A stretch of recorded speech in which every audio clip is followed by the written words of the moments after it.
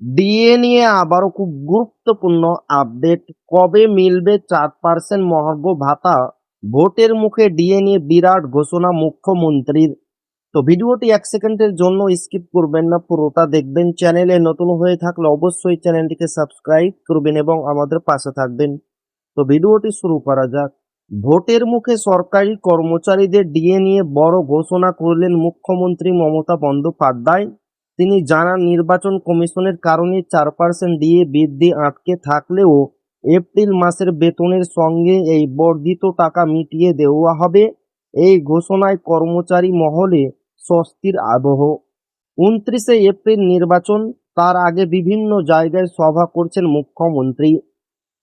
এবার ভোটের মুখে ডিএ নিয়ে বিরাট ঘোষণা করলেন মুখ্যমন্ত্রী। কবে মিলবে 4% ডিএ? প্রকাশ্যে এলো বড় খবর।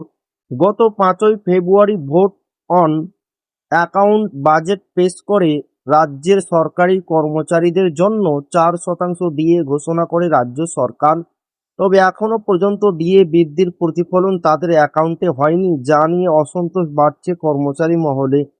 বাজেটে জানানো হয়েছিল 1 এপ্রিল থেকে কার্যকর হবে এই বর্ধিত ভাতা, তবে এখনো তা নিয়ে কোনো আপডেট নেই। মহার্ঘ ভাতা কি আদৌ বাড়বে, এই নিয়ে বিরাট ঘোষণা করলেন মুখ্যমন্ত্রী।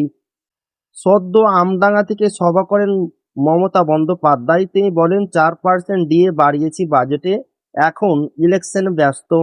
আমাকে না জানিয়ে ওটা ইলেকশন কমিশনকে ফাইন্যান্স সেক্রেটারি পাঠিয়েছে, কমিশন চেপে রেখে দিয়েছে। নয়তো অনেক দিন আগে আপনারা 25% পেয়ে যেতেন, কিন্তু এই মাসে মাইনের সঙ্গে এই টাকা আপনারা পেয়ে যাবেন, আমি কথা দিচ্ছি। তো এই ছিল ডিএনএ খুব গুরুত্বপূর্ণ আপডেট যা আপনাদের মাঝে শেয়ার করলাম। তো আবারও দেখা হবে ডিএ রিলেটেড খুব গুরুত্বপূর্ণ ভিডিওতে।